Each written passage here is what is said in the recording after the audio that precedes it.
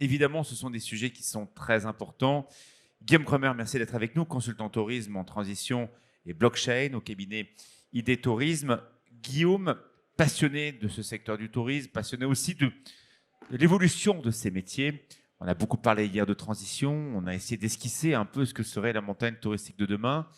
Mais évidemment, le digital est aussi une solution pour se projeter dans un univers qu'on ne connaît pas forcément. Guillaume, à la lueur de ce qu'on a entendu hier, et vous étiez avec nous en premier rang, vous avez assisté à l'ensemble des tables rondes, en quoi ces nouvelles technologies peuvent nous faire une appréhension différente du secteur touristique, avant de voir comment on peut mieux vendre, ce qui est autre chose? D'une part, il faut se dire que la société actuelle, elle est déjà largement numérisée, quoi. La techno, elle est partout, on a tous notre smartphone, on est tous hyper connectés. Il suffit de se balader dans les allées. Le numérique, la techno, elle est de toute manière partout. On parle que ce soit sur les remontées mécaniques, que ce soit sur le coin des startups, mais en fait, partout, il y a de la techno, quoi. La question qu'on doit se poser aujourd'hui, c'est en gros quel rapport nous, individus, entreprises, on veut avoir avec la techno. Et en gros, la techno, ça reste un outil au service d'eux et au service d'un idéal de demain. Et on en a parlé forcément beaucoup hier sur ces questions un peu de l'idéal de la montagne, de cette transition de la montagne. Et ben la techno, on la met où? Est-ce qu'on la met dans un modèle, ok, en fait, la techno, c'est dégueu, ça pollue, donc en fait, on est complètement sobre? Ou est-ce qu'on se dit, en fait, derrière la techno, il y a des choses qui sont cool et qui sont positives et qui peuvent être très intéressantes au service de la transition. Et c'est là où on doit se questionner aujourd'hui pas mal. Amal Soleillac, merci d'être avec nous. Vous êtes la présidente de Switch. Les opérateurs du tourisme vous connaissent bien.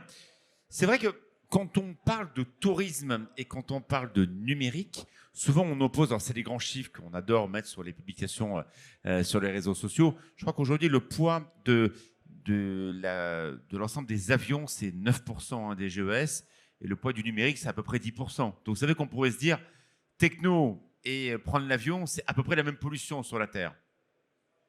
Oui.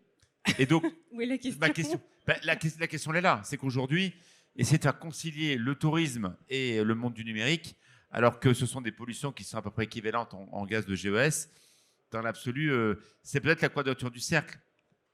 Moi, en fait, souvent, quand je vois ça dans les médias, ça m'énerve de voir en fait. C'est assez logique. Non, mais ça m'énerve de voir en fait cette comparaison. C'est comme si on va comparer des torchons et des serviettes. En gros, qu'est-ce qu'on compare? On compare le numérique qui pèse X% en fait des gaz à effet de serre dans le monde. Mais concrètement, combien d'individus utilisent le numérique au quotidien? On parle de 80% de la population mondiale. Derrière, on va comparer par rapport à l'aérien et par rapport aux gens qui utilisent l'avion, combien de personnes dans le monde utilisent l'avion? On est sur 10% des gens qui vont utiliser l'avion une fois dans leur vie. Et donc, en fait, il y a un delta énorme entre les deux. Donc, en fait, on ne peut pas comparer. C'est deux choses complètement différentes. À un moment donné, oui, il faut décarboner l'économie, globalement. Donc, à un moment donné, il va falloir regarder un peu dans les petits chiffres. Et c'est ça qui était intéressant hier aussi sur les discussions et sur les débats par rapport à la fiscalité, par rapport à la question transition énergétique. C'est qu'en fait, on va creuser et on va regarder, OK, qu'est-ce qui pèse concrètement et qu'est-ce qu'on peut faire pour faire en fait cette trajectoire bas carbone, à la fois en France, à la fois au niveau mondial. Et c'est là où les chiffres de l'ADEME sont intéressants sur la question de, oui, 80% c'est la mobilité. Bon, qu'est-ce qu'on fait, quoi? OK, on peut mettre de l'hydrogène dans les dameuses, mais bon, ça va pas changer énormément le schmilblick, quoi. À part être en conformité et être aligné par rapport à nos engagements. Donc regardons vraiment de manière assez précise. Et c'est là où le numérique, quand on regarde qu'est-ce qui pèse, c'est surtout le fait de changer de mobile, d'ordi, de machin. C'est juste la création de l'infrastructure de notre téléphone, quoi. Donc l'objectif principal, c'est surtout arrêtons de changer toutes les 2 secondes d'iPhone, quoi. Principalement, c'est quand même. Et c'est pas les serveurs, ça pèse 6%. L'utilisation au quotidien, ça pèse pas non plus des masses. Le gros du truc, c'est le fait de construire en fait de nouveaux ordi, téléphones, tablettes, etc., etc. Amal Soleillac, cette intelligence artificielle au service du tourisme, c'est une chance, c'est une réalité. On peut aujourd'hui essayer de toucher différemment d'autres touristes pour des expériences de séjour. Qu'est-ce que ça va changer là? On est passé du web, du 2.0, du 3.0. C'est quoi les gros changements pour comprendre? Tu veux répondre à ma place ou... Non, vas-y. C'est gentil, je te remercie. Qu'est-ce que ça va changer, le Web 3.0 ? En fait, déjà, il faut rappeler quel est un peu l'historique du web. C'est-à-dire qu'on a eu un web 1.0 qui est un web traditionnel, un web 2.0 qui était plutôt un web social, le web 3.0 qui est un web sémantique, et on parlera, j'espère, ensuite du web 4.0, un web quantique. Et je pense que ce que ça amène, c'est surtout... comme l'a dit Guillaume tout à l'heure, d'ailleurs, c'est un outil, donc ça amène de la rapidité, ça amène de la précision, ça amène de la facilité d'usage, et il ne faut pas le considérer comme plus que ce que c'est. Et les intelligences artificielles, c'est juste des algorithmes, hein. Je trouve que ce terme intelligence artificielle, il nous fait peur, mais en réalité, c'est juste un algorithme. Et un algorithme, eh ben, par définition, il a les défauts des êtres humains qui le programment. Et j'ajouterais là-dessus qu'il n'y a aucune intelligence artificielle, comme toute machine qui fait des calculs très puissants, très rapidement, qui a une volonté de pouvoir, sauf à ce qu'elle soit programmée comme telle. Mais ça veut dire qu'il y a une action humaine derrière. Donc il faut se rassurer par rapport à ça. C'est le grand sujet du moment avec le fameux chat GPT dont on parle à longueur de temps, j'imagine. Alors, on va revenir sur le tourisme. J'en reconnais plusieurs dans la salle, des acteurs du tourisme qui sont engagés dans leur territoire. C'est vrai que, voilà, on a des destinations qui sont concurrentes. On voit que la France essaie de garder ses parts de marché vis-à-vis de produits de pays différents. On voit, c'était dit hier, que la saison a été largement sauvée par le retour des étrangers qui ont aussi des cultures différentes. On a tous comme point commun maintenant d'avoir un smartphone avec des publications, des possibilités de parler directement aux clients. Est-ce qu'on a là, Armelle, une potentialité à aller toucher d'autres générations de clients? Est-ce qu'on a un moyen de rentrer en contact avec ceux qui désertent un peu le ski? Alors, on aura tout à l'heure Cécile de Sunweb qui nous dit que le ski, finalement, a encore de bons jours devant lui, notamment sur les clientèles d'Europe du Nord. Mais c'est vrai qu'en tout cas, en France, pour les jeunes, le ski, c'est un produit mature. Et comment on peut essayer de rentrer en contact avec ces gamins qui sont nés avec ces téléphones portables, cette fameuse génération Z, c'est ça, qui, moi, j'ai appris à me servir d'un portable, sont nés avec ça. Comment peut-on faire pour rentrer en contact avec ces futurs clients ? Mais c'est pas tant l'outil qui compte que ce qu'on leur raconte et la manière dont on leur raconte. En fait, notre problème, c'est qu'on est toujours en train de véhiculer les mêmes imaginaires et que finalement, on n'a pas su se renouveler par rapport à ça.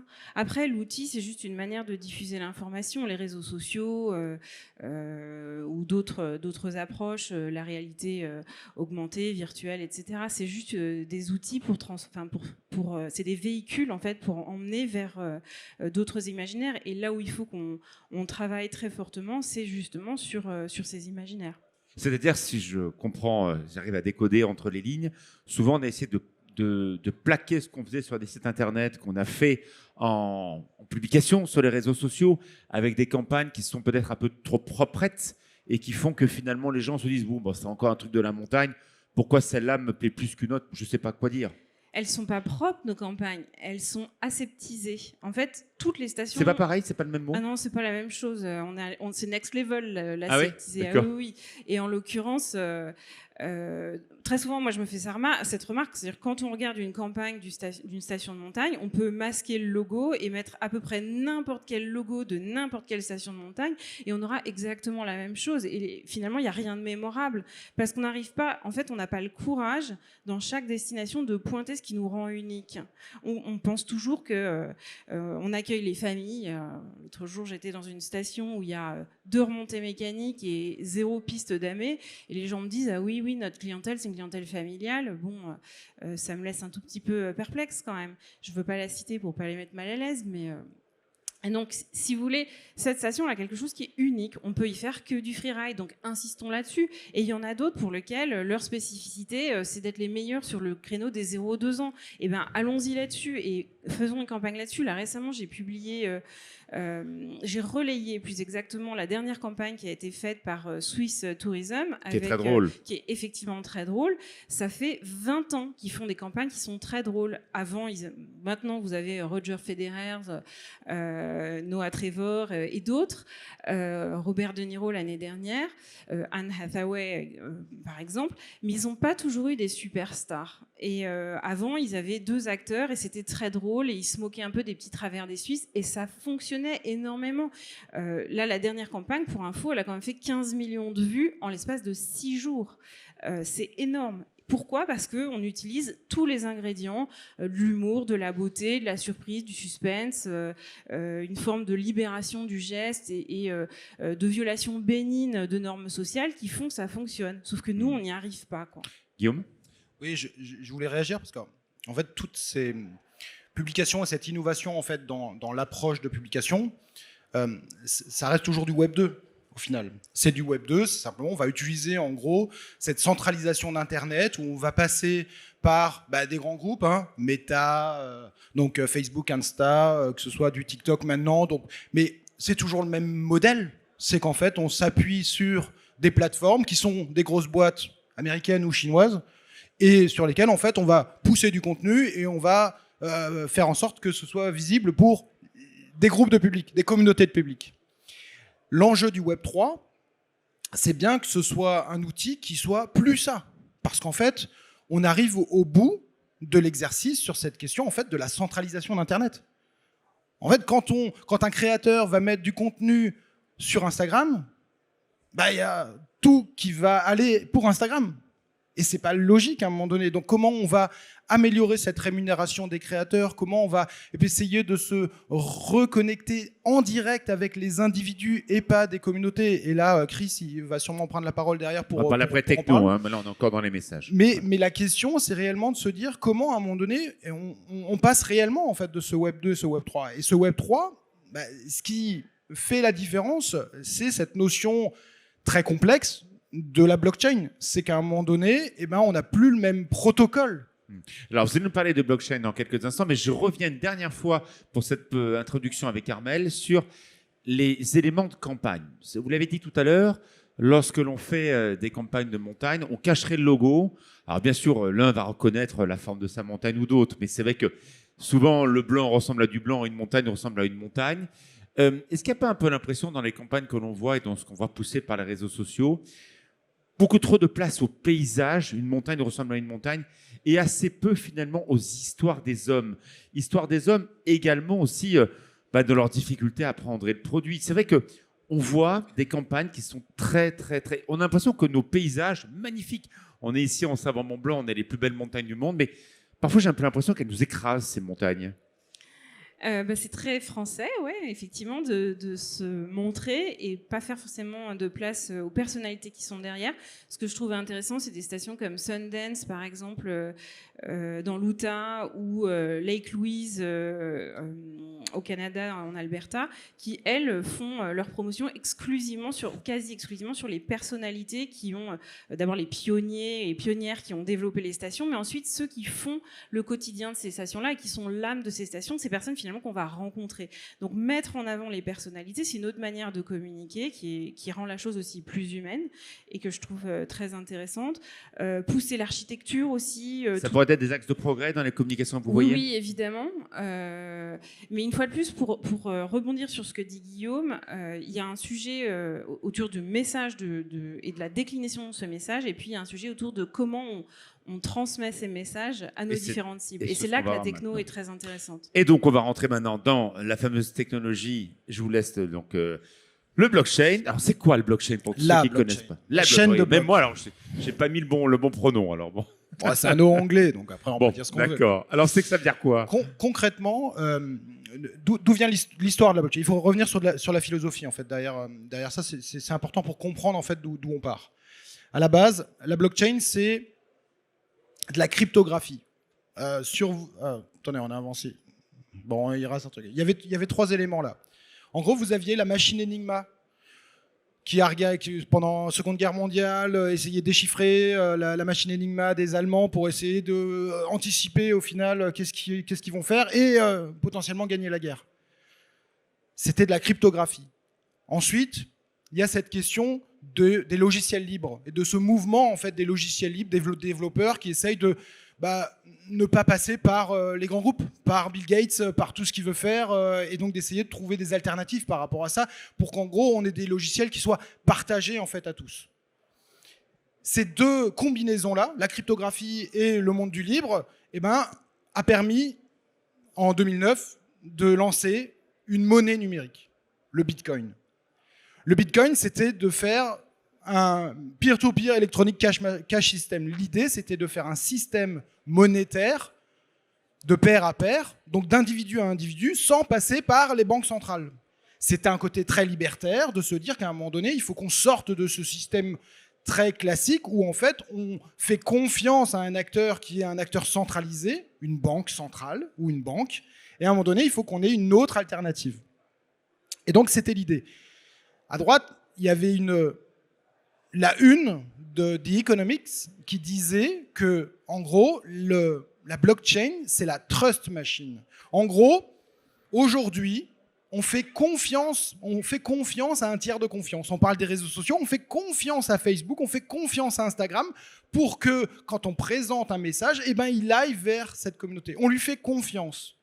L'enjeu de la blockchain, c'est de dire à un moment donné, eh ben, on va passer outre ces intermédiaires dits de confiance en s'appuyant sur la cryptographie grâce à un protocole qui s'appelle la blockchain, qui va permettre en fait d'insérer dans des blocs. En fait, une blockchain, c'est une forme de registre, de base de données sur laquelle tout est immuable, tout est immutable, tout est intégré et transparent en fait, et toujours inscrit en fait dans ces blocs qui permet justement en fait, grâce à de la cryptographie, d'intégrer toutes les formes de transactions. Et qui dit transaction, c'est OK, je vais filer de l'argent à un tel en utilisant une crypto-monnaie, mais c'est aussi faire un NFT comme on va en parler. Hier, on parlait de la question du financement de la transition énergétique des lits froids. Et on pourrait très bien imaginer qu'on va tout intégrer là-dessus pour qu'en fait tout soit transparent, tout soit intégré là-dedans et qu'on puisse se retrouver. Et donc c'est complètement en fait un changement de regard, c'est qu'au final, on va peut-être plus passer par la Banque des Territoires, mais en fait on va aller en direct auprès des individus qui ont besoin de faire les rénovations dans leur habitation. Donc c'est un changement de paradigme global grâce en fait à cette technologie-là.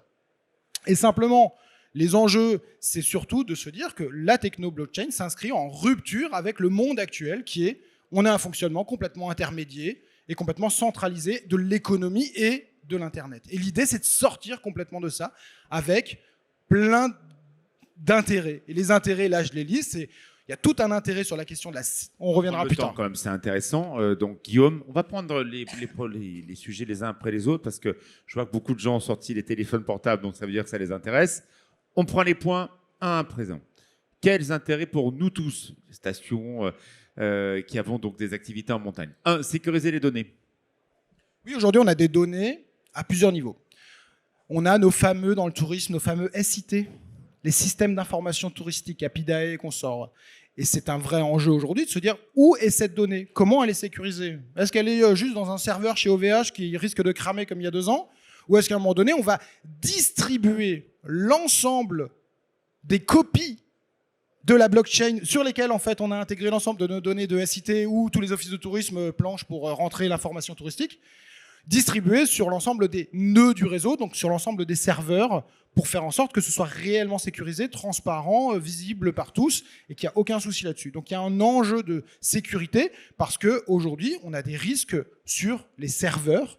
Et en fait, si on distribue l'ensemble en fait, de ça sur les nœuds du réseau, et derrière, on a une capacité à retrouver toujours nos billes en diminuant largement le risque. Alors, deuxième sujet, on va voir quel est le commentaire d'Armel. Sortir des GAFAM et de la centralisation d'Internet. C'est vrai que la vente de nos séjours, on est par tuyau. Je vois plusieurs stations qui sont parmi nous. Et c'est vrai qu'aujourd'hui, sortir de Booking, sortir d'Airbnb, on a beaucoup parlé hier pour les meublés, c'est compliqué. Et alors qu'on a envie, évidemment, les hôteliers qui sont parmi nous, d'éviter de payer des commissions qui sont parfois absolument énormes. Armel, là, on a une chance de pouvoir sortir de ces tuyaux qui pompent une partie quand même des bénéfices du territoire. Je me sens pas à l'aise pour répondre à cette question parce que c'est pas ma spécialité. D'accord. Non, mais pour avoir un avis, vous connaissez de toute façon le sujet mieux que moi là-dessus. Il n'y a pas de débat. C'est l'enjeu. L'enjeu est justement de sortir. En fait, l'idée de départ en fait sur le Bitcoin, c'était de sortir des banques centrales parce que en fait, c'est eux qui guidaient clairement en fait le mindset, en gros. C'est eux qui disaient, bon, bah voilà, c'est comme ça, bon, bah je vais sortir de l'argent parce que c'est nécessaire de faire la planche à billets. En fait, le Bitcoin, c'est une monnaie déflationniste. Ça veut dire qu'en fait, il n'y aura que 21 millions de Bitcoins qui seront édités. Et il y a tout un système, je ne vais pas rentrer dans le détail par rapport au modèle, mais qui est très, très intéressant. Je vous invite à lire le white paper en fait, de Bitcoin pour comprendre la philosophie. Mais derrière, c'est de sortir en fait, de ce modèle-là centralisé d'Internet et qu'à un moment donné, on ne passe plus par ces acteurs. Et quand on parle de ChatGPT, etc., qui sont les investisseurs derrière ChatGPT ? Ce sont les acteurs centralisés du web aujourd'hui, du web 2. Et donc, la question, c'est comment, à un moment donné, on essaye de se dire, soit on accepte ce monde-là et on se dit, ouais, c'est cool, en fait, on va continuer à alimenter Booking, on va continuer à alimenter les grands groupes américains et chinois, ou en fait, on se dit, en fait, il y a une vraie alternative. Est-ce qu'on la creuse et est-ce qu'on pousse le sujet pour essayer de se dire, il y a des équivalents de blockchain basés et qui permettent en fait d'aller en direct entre un individu et un loueur sans passer par un tiers de confiance qui n'est pas vraiment en confiance parce qu'il va nous prendre 15-20% de marge. Et est-ce qu'on passe sur ça ? Et dans ce cas-là, on change de monde, quoi. Ouais. Christopher va se préparer à partir du point numéro 5 parce que là, on rentre vraiment dans des sujets qu'il connaît très bien et ça m'intéresse de parler justement de la génération Z et comment on va essayer de toucher ses clients, non pas en tapant sur Google, hein, je cherche mon lit à la montagne pour cet hiver, mais je vais aller par un jeu, je vais aller par une publication Instagram, et on va voir comment les gamins, on peut arriver à les toucher par ce biais-là. Donc ils se préparent, on n'y est pas loin.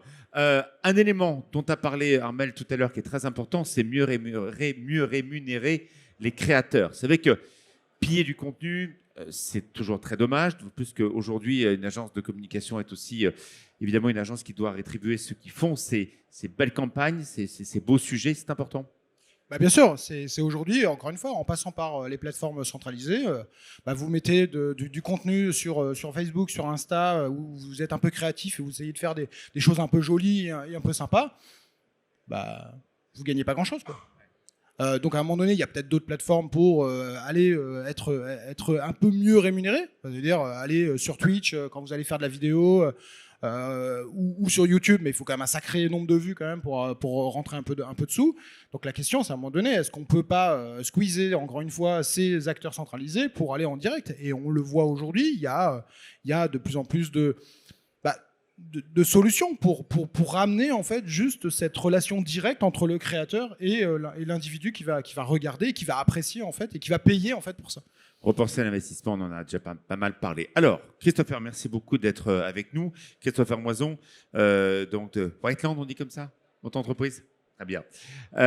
J'aimerais qu'on parle des jeunes. J'ai la chance de donner quelques cours à l'EFAP à Lyon, donc des jeunes étudiants qui ont 18 ans. Alors, moi, je dois être un vieux con, j'ai 48 ans, je les vois faire, ils font pas du tout pareil que moi sur mon téléphone portable. Et c'est vrai que quand je leur pose la question, qui a un compte Facebook ? Aucun. Quand je regarde ce qu'ils tapent sur Internet, ils font pas du tout la requête Google comme moi. Moi, quand je pars en Autriche dans quelques jours, alors je suis allé sur Google et puis j'ai fait Autriche, chalet de charme, puis hop, Enter pour trouver quelque chose. Mais eux, pas du tout. Donc, comment essayer de recoller avec cette génération Z ? Où est-ce qu'ils vont chercher leur sujet d'intérêt et comment, à un moment, rentrer en contact avec cette génération pour leur proposer des produits qui les intéressent, Christopher ? Oui, alors bonjour à tous. Effectivement, moi, pour tout le respect que j'ai pour ce genre de conférences et mes pairs à côté, en fait, ça fait 25 minutes que je m'ennuie parce qu'on parle beaucoup de technologie et je ne sais pas, en tout cas dans la salle, si c'est le même sujet, mais on parle de technologie en utilisant beaucoup de choses. Moi, j'aimerais revenir à la genèse, c'est le mouvement social. En fait, c'est qui consomme, pour qui on va le faire. Et donc, à partir de là, quand vous faites, peu importe vos campagnes, qu'elles soient bien, pas bien, pour qui vous les faites ? Vous faites à la télé, c'est pour quel persona ? Vous le faites sur Internet, Instagram, quel persona ? TikTok, quel persona ? Et donc, le sujet des nouvelles technologies, qui est le sujet quand même d'aujourd'hui, les nouvelles technologies, elles sont là pour servir les nouveaux consommateurs. Basta. Donc, les nouveaux consommateurs, qui sont-ils ? Oui. Les 18-25 ans, la Gen Z, donc on parle des jeunes, ils ont 18 ans. Non, ils ont 18-25 ans. Donc, 25 ans, c'est-à-dire que c'est sur le marché du travail. Depuis l'année dernière, c'est le plus gros pouvoir d'achat du voyage. Chaque année, ça vieillit. Et dans 5 ans, ils ont 30 ans, c'est-à-dire votre persona famille. Et on sait tous qu'en montagne, quand on vient skier, quand on est jeune, généralement, il y a de grandes chances qu'on revienne dans la même station de ski étudiant, même station de ski quand on aura une famille. Et donc toute la question, c'est aujourd'hui, vous les touchez comment les 18-25 ans? Ils vont plus sur Google. Donc vos budgets AdWords, SEO, SIA, SIM, le ROI est de 0 sur cette génération-là. Et vous le googlez, hein, pour le coup, faites-le, vous allez voir. Alors, on va être très pratique, c'est-à-dire qu'une station qui a, par exemple, je vois Tine dans la salle, je vois Megève, j'en vois d'autres qui veulent monter un événement jeune et dire tiens, venez voir un événement de fin de saison, venez voir ce week-end à l'Académie, je sais pas quoi, aller acheter de l'AdWords pour faire une campagne, ça ne sert à rien. Non, il faut comprendre cette génération. En fait, toujours la même chose. Quand vous servez de la technologie, ce qu'on disait juste avant, c'est au service d'un client et d'un persona. Donc les 18-25 ans ne vont plus sur Google, ils vont sur TikTok. C'est même plus tellement Instagram. Hein. TikTok aujourd'hui, on peut de la même manière qu'avait dit Guillaume, vous allez alimenter une énième plateforme et vous n'allez toujours pas parler en direct à votre communauté. Le fameux coup de téléphone, quand j'allais il y a 20 ans ou 30 ans, j'appelais une station pour avoir des renseignements, mais je l'appelais quoi. Ouais. Et la station me répondait. Aujourd'hui, vous passez, parce que, encore une fois, ça fait 15-20 ans, donc moi je ne suis pas dans le débat de dire est-ce que c'est bien, pas bien. Oui, non, mais on a pour trouver les solutions, bien sûr. Airbnb, vous ne quitterez pas Booking, vous ne quitterez pas les réseaux sociaux et vous ne virerez pas votre agence. La question, c'est de la transition. Ouais. Aujourd'hui, si je touche les 18-25 ans, j'ai une technologie, qui est le sujet d'aujourd'hui, j'ai une technologie, des technologies. Donc, le mouvement, on parlait du Web 3, je reviendrai après, mais j'ai des outils qui me permettent de toucher de cette génération. C'est une génération qui est gamifiée. On appelle la première génération. Ça veut dire quoi? J'aimerais bien que, voilà, nous on ne connaît pas tous ces termes-là. C'est une première génération. Gamifier, ça veut dire quoi? C'est toucher les gens par le jeu, c'est ça? En fait, c'est une génération qui est née avec un smartphone, il faut le comprendre. Ouais. Nous, on a eu les transitions. Elle est née avec un smartphone. Donc, dans un smartphone, vous avez des applications et 85% de la génération Z joue à des jeux vidéo sur smartphone, avec, on l'a tous fait, des Candy Crush, jusqu'à des jeux vidéo sur console. C'est 13 heures par semaine de jeu. C'est 6 heures par jour de téléphone. Donc, on parle d'immersivité, d'AR, VR, mais en fait, l'immersivité, vous l'avez déjà pour cette génération-là. Donc, elle sait déjà faire le parallèle entre le monde réel et le monde virtuel. Elle sait très bien prendre son téléphone et aller dans les bars. Donc, en fait, il faut la comprendre, cette génération. Et donc, cette génération, elle est sur ses jeux vidéo. Et elle ne connaît que la gamification de ses actions. Alors, cette génération, vous l'avez dit tout à l'heure, elle s'ennuie comme vous, semble-t-il, au début de la réunion. Ils ont du mal à avoir l'esprit concentré sur quelque chose parce que eux, comme nous recevons des centaines de milliers de messages par jour et beaucoup de messages publicitaires. Mais à un moment, on a envie de savoir, tiens, c'est ça qui m'intéresse. Donc, aidez-nous, parce que voilà, moi, on est suspendus à vos lèvres à tous les trois. On est des stations, on est une montagne vieillissante, on peut le dire, sur le marché français. Pas forcément sur le marché européen, on va en parler tout à l'heure.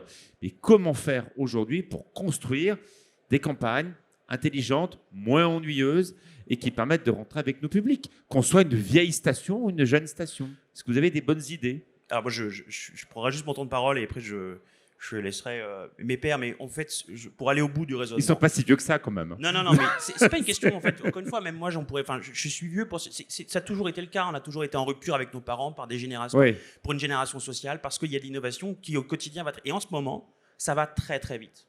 En ce moment, ça va très, très vite. Le métavers, mais le métavers, on dit méta, Facebook, non. Le métavers, c'est des jeux vidéo. Fortnite, Roblox. 100 millions d'active users par jour. D'accord ? 100 millions. Vous mettez une pub dans Fortnite ou dans Roblox, vous touchez la jeune génération. Est-ce que c'est aujourd'hui quelque chose qui ne se fait pas? Non.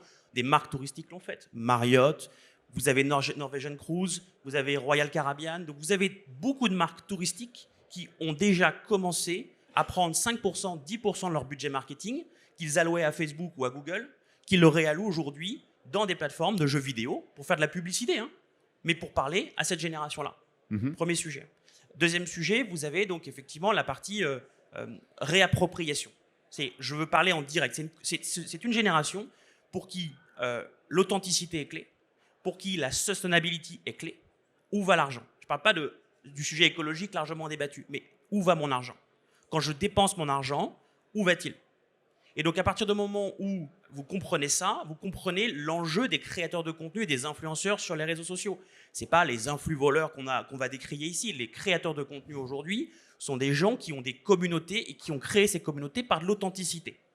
Donc une agence va aller prendre cet influenceur et lui dire moi je veux parler à ta communauté, mais avec le message qui n'est pas le sien. Donc en fait ça ne marche pas.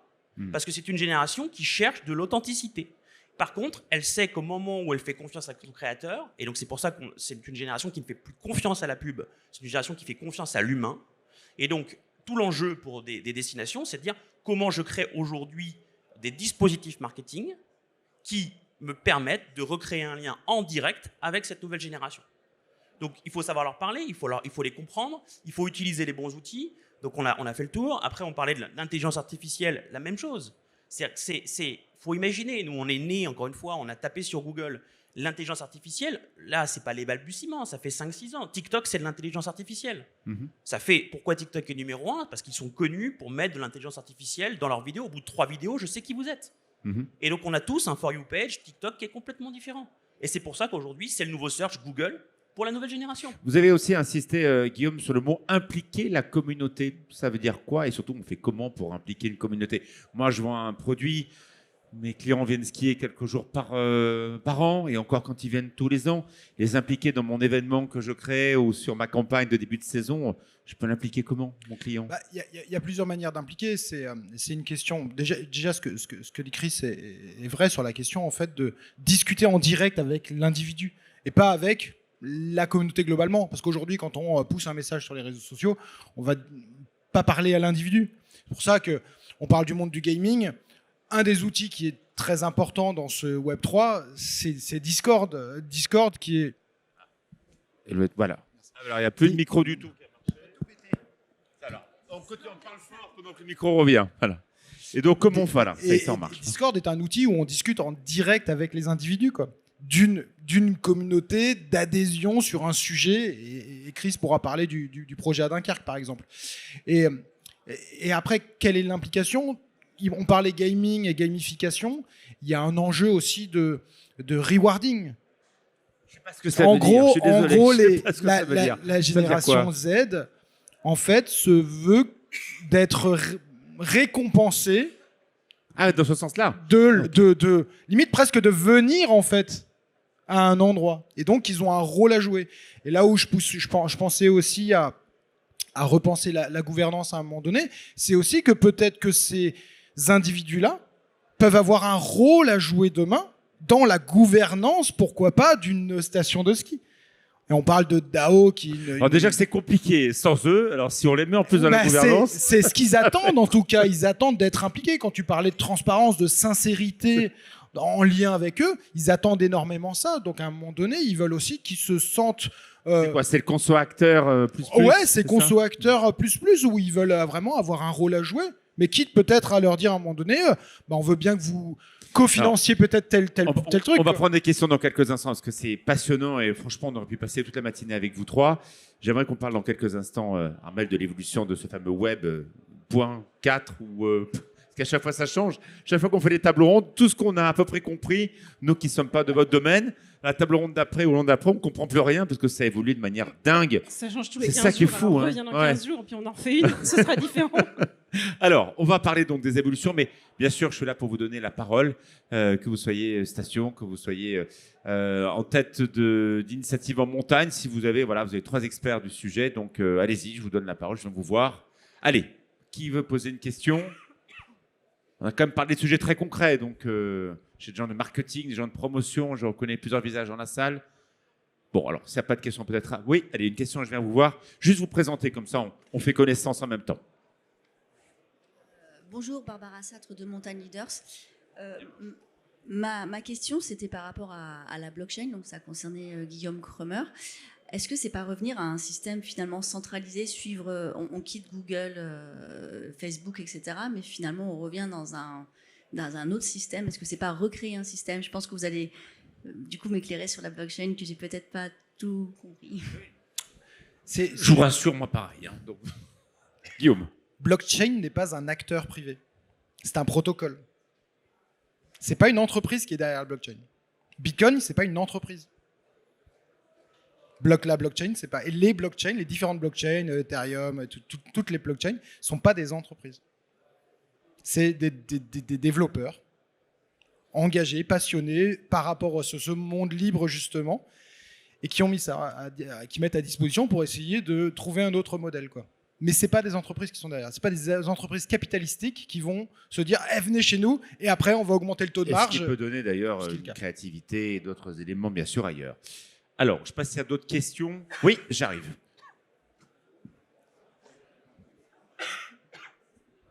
Bonjour. Ariane de chez Bergfix en Autriche. C'est un site web qui fait la publicité des stations de ski. On commence sur le marché français. Est-ce que vous pourriez m'expliquer s'il existe déjà vous parlez de gamifier l'expérience. Auriez-vous des exemples sur des compagnies qui font déjà ça pour attirer la génération Z? Par exemple, le groupe Vail Resorts, qui utilise la gamification depuis 2011. Donc, c'est clairement pas un truc nouveau. Donc, plus vous consommez, plus vous skiez, plus vous descendez en VTT, plus vous venez dans leur station, plus vous avez des points et plus ces points vous permettent d'accéder à d'autres types d'expériences. Et ça peut être des expériences. Alors, quand je dis plus vous consommez, plus vous skiez, plus vous pratiquez de manière, alors dans leur parcours, etc. Plus vous avez de badges, et plus là encore, plus vous avez de badges, plus vous accédez à un autre niveau de prestations. Ça peut être des réductions, ça peut être des expériences qui sont ouvertes qu'à un certain nombre de personnes. Donc depuis 2011, dans le secteur du ski, on sait le faire et on le maîtrise bien. Et avec des très bons retours, avec des taux de conversion qui sont assez importants. Pour vous donner un ordre d'idée, le taux de conversion sur un jour de mauvais temps, parce que je trouve qu'en montagne c'est un point important, sur la gamification sur Vail Resorts, on est à 80%, autour de 80%. Donc c'est des taux de conversion qui sont intéressants, je trouve. Alors c'est intéressant et vous avez tout à fait raison de le dire, Armel, parce qu'en montagne il fait beau. Alors il a fait très très beau cet hiver, en tout cas dans la période de février, mais c'est vrai qu'on voit dans les jours, en tout cas les jeunes, que ce soit d'ailleurs nos clients ou les salariés, demandent du temps pour être sur leur téléphone, demandent du temps pour être en lien avec la communauté parce qu'ils ont des choses à y faire, ils ont des choses à y construire et presque parfois attendent le moment de la journée pour pouvoir partager ces moments-là, y compris du séjour. Christopher, pour une station qui veut se lancer, quels seraient les bons conseils qu'on pourrait donner ? Parce que voilà, pour beaucoup de stations qui sont présentes parmi nous n'ont absolument pas du tout, en tout cas, démarré ces dimensions. Elles ont leur site internet, tout bien, elles font leurs posts, elles font leurs stories. Ça plaît à monsieur le maire, grosso modo, ça va. Alors, elles font comme elles peuvent parce que Dieu sait que malheureusement, parfois, les offices du tourisme dépendent beaucoup trop des mairies et donc ça bride aussi la créativité. Hein, voilà, j'en parle pour certaines. Bonjour à toutes. Voilà. Elles veulent démarrer là-dessus. 2 ou 3 conseils pratiques là. Oui, bien sûr. Très simplement, en fait, la bonne nouvelle, c'est que les technologies sont aujourd'hui très accessibles et donc le hardware a suivi. Donc, ce qu'il faut comprendre, c'est que c'est votre nouveau site internet. Donc, au début, ça va être un complément d'un site. Donc, et c'est quelque chose qui est normal. C'est une évolution normale. Vous avez transformé votre site pour le rendre responsive sur l'internet mobile. Vous avez potentiellement lancé des applications mobiles pour toucher l'internet mobile. On est dans une ère, ce qu'on appelle l'internet spatialisé, c'est-à-dire l'internet 3D. Et la technologie aujourd'hui, c'est très facile de créer son site internet 3D, sauf qu'en fait, il ressemble à un jeu vidéo. Donc, créez votre station de ski, créez votre hôtel, créez peu importe quel est l'élément que vous voulez faire. Aujourd'hui, créer un jeu vidéo autour de ça et le modéliser en 3D, et encore plus maintenant avec l'intelligence artificielle, ça prend 1 semaine, 2 semaines. Et c'est le même prix, voire moins cher qu'un site internet. L'intérêt de tout ça, c'est quoi ? C'est je vais pouvoir donc parler à cette nouvelle génération dans leur format 3D, ce qu'ils connaissent. Je vais gamifier, c'est-à-dire je vais me connecter avec mon avatar. Mon avatar va pouvoir faire des quests, jouer dans ma station, dans mon hôtel, et donc être en confrontation de mes éléments visuels, photos, vidéos, textes. Le constat est clair. Le constat est clair. On parlait de pourcentage. C'est sur TikTok, c'est simple. TikTok explosait déjà les records de watch time, c'est-à-dire le nombre de temps passé sur une application. C'était de 59 minutes par jour. Un jeu vidéo, donc un Roblox, vous allez prendre sur la génération Z ou un Fortnite, c'est 159 minutes par jour. Donc ça veut dire que concrètement, vous avez pendant 2 heures des consommateurs qui sont exposés à votre marque, à votre culture, à votre authenticité, parce que le sujet, c'est pas de faire un jeu vidéo comme de l'image que vous avez du jeu vidéo, c'est bien de recréer en 3D l'univers que vous voulez le mettre, et donc accentuer sur la sustainability, accentuer sur l'authenticité de votre station, accentuer sur les éléments clés. Et dernier sujet, l'intérêt de tout ça, il est où ? C'est que votre station, une fois que vous avez fini votre saison, vous allez faire un peu d'été, globalement, le consommateur, lui, est parti. Or là, vous avez, comme c'est un site internet et gamifié, vous pouvez toute l'année faire des quests et des gamifications. Donc toute l'année, vous touchez cette génération-là. Et toute l'année, garder un lien avec elle. Ouais. Toute l'année, vous lui parlez. Ouais. C'est pas j'ai besoin d'un conseil ou d'un service ou d'une information, je vais sur ton site internet. C'est toute l'année, je discute avec ma communauté, je parle. Et donc pourquoi des sociétés comme Royal Caribbean, donc les parties bateaux, ont fait ce choix aujourd'hui d'aller dans Fortnite, puisque Fortnite s'est ouvert. On parlait de l'open metaverse, mais Fortnite, par exemple, a ouvert. N'importe quelle marque peut créer son monde dans Fortnite. Aujourd'hui, pourquoi ils l'ont fait ? En fait, ils ont créé un paquebot avec votre avatar, vous vous baladez, vous répondez à des quests. Vous allez donc être amené à apprendre un peu plus en tant qu'enfant, hein, parce que leur cible, c'est la famille. Donc, en tant qu'enfant, je suis sur le bateau, je me balade, je joue, j'ai des copains. Parce que ce qu'il ne faut pas oublier, c'est que les jeux vidéo, c'est les nouveaux réseaux sociaux de cette génération. C'est mise en relation avec des personnes qui jouent ensemble. C'est pas un jeu, je joue, j'éteins ma console. Ce sont des réseaux sociaux. Je me connecte avec mes copains, je viens discuter avec mes copains via un chat ou du voice. Donc en fait, c'est un réseau social. Et là, vous avez d'un coup votre destination modélisée en 3D, Alors ça, c'est de très messages clés, intéressant. et des gens et des jeunes qui viennent jouer en fait, et Je qui vais parlent à laisser- leurs copains et qui du coup Je vais les font laisser jumper dans Armel votre donner destination. encore un élément, mais oui. Ouais, je voudrais juste préciser une chose. Si on regarde le marché mondial des jeux vidéo, en fait, un quart, donc 25% des consommateurs ont plus de 50 ans. Donc c'est pas que un truc de jeunes. Et se dire ah bah tiens, je vais travailler sur la gamification et travailler sur du jeu vidéo ou pénétrer ces communautés-là ou via ces outils-là, c'est aussi toucher une autre clientèle et pas que ces jeunes. Et ça c'est important de le dire parce que les gens qui ont 50 ans aujourd'hui, c'était ceux qui ont joué avec Atari, avec Tetris, Co quand ils étaient petits. Et il faut pas l'oublier. On va accueillir dans quelques instants les startups du tourisme. J'ai pas vu Anne Turpin, si elle est par là, parce que c'est elle qui va donc prendre la prochaine table ronde. Moi, Guillaume, j'aimerais que l'on garde un sujet qui est important, peut-être prendre le micro, peut-être une petite table ronde, conclusion, et puis bien sûr, si vous souhaitez, après, vous pouvez continuer à échanger avec vous trois. Je sais que vous le ferez, vous prendrez le temps pour ça. Ça demande aussi quand même un changement de paradigme des personnels, notamment des offices du tourisme. Tu l'as très bien dit tout à l'heure, Christopher, une communauté, c'est la chance de ces projets-là, c'est de garder un lien à l'année avec nos clients. Et si je regarde tous vos sites internet, et j'ai eu la chance d'en voir quand même pas mal, y compris dans ma station, passé la fermeture il y a quelques jours des vacances donc du week-end de Pâques, il n'y a plus rien qui se passe sur nos sites, parce qu'on considère que la saison, elle est finie, à part dire 2 ou 3 petites choses sur venez goûter les chocolats de Pâques et vivre l'été prochain. Il y a un off. Et ce off veut dire à un moment ou à un autre, on arrête la communication envers cette clientèle et on va recommencer juin à montrer des images de fleurs, de VTT, etc. pour reprendre une communication. Et évidemment, cet automne, dès les premiers flocons, on va arroser la toile de publication des premiers flocons qui tombent pour reprendre contact avec la communauté. Si j'ai bien compris, ça, on ne pourra plus le faire. Il faudra garder un lien permanent et construire des choses dans la durée et arrêter ce on-off qui fait que forcément on perd le lien avec la communauté. Mais de base, en fait, tu vois, on parle de tourisme 2 ou 4 saisons, donc à un moment donné, ça paraît très logique à un moment donné qu'on doit continuer à discuter avec... Pas de la com, elle est encore très 2 saisons. Hein. Mais pour revenir sur la question de l'office, il y a bien entendu, il y a un chamboulement énorme en fait sur la question du rôle de l'office. Et derrière l'office de tourisme, on a des compétences obligatoires. Donc, il n'y a pas que la promo, l'accueil et la diffusion de l'information. Donc, ça veut dire qu'à un moment donné, l'office de tourisme va devoir se transformer à travers peut-être de nouvelles compétences, de nouveaux postes, mais aussi une évolution des SADI, donc des schémas d'aménagement et de diffusion de l'information sur un territoire, et donc un rôle accru en fait des décideurs, parce que c'est pas juste les techniciens entre eux qui vont dire ouais, il faudrait qu'on change parce qu'à un moment donné, il faudrait que les élus qui décident et ceux qui financent l'office de tourisme prennent conscience aussi de l'évolution de tout ça. Alors, on le sait très bien que c'est pas naturel quoi. Tu l'as dit avant. Donc il y a un chamboulement, un pas de côté clairement. Un pas de côté à faire global de se dire comment je transforme mon office de tourisme et ma destination globale par rapport en fait à cette question du Web 3 et par rapport à cette question de toucher cette nouvelle génération. J'aimerais qu'on applaudisse très fort s'il vous plaît Guillaume, Armel et Christopher, c'était passionnant.